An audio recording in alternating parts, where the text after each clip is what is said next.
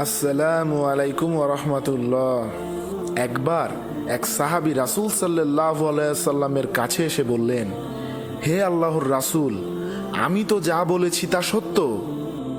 রাসূল সাল্লাল্লাহু আলাইহি সাল্লাম উত্তর দিলেন, যদি তা সত্য হয় তবে সেটিই গীবত, আর যদি মিথ্যা হয় তবে তা মিথ্যা অপবাদ।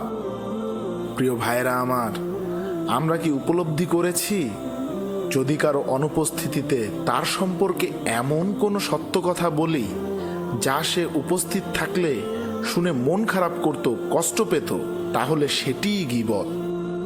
গীবত এমন একটি পাপ যা মানুষের অন্তরকে বিদ্ধ করে, ভালোবাসা ও ভ্রাতৃত্বের বন্ধনকে ছিন্ন করে এবং আল্লাহর নিকট আমাদের সওয়াবকে নষ্ট করে ফেলে, যেমন আগুন শুকনো কাঠকে ভস্ম করে দেয়।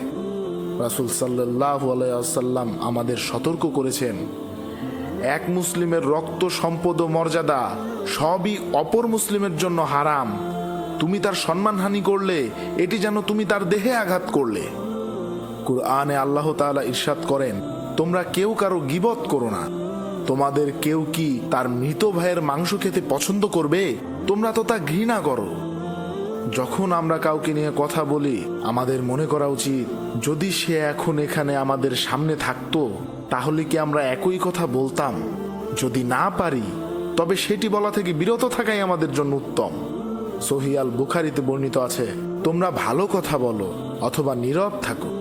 আসুন আজ থেকে আমরা আমাদের জিহ্বাকে গীবতের ময়লা থেকে দূরে রাখি এবং এমন কথা বলি যা আমাদের জন্য আখিরাতে নাজাতের কারণ হবে।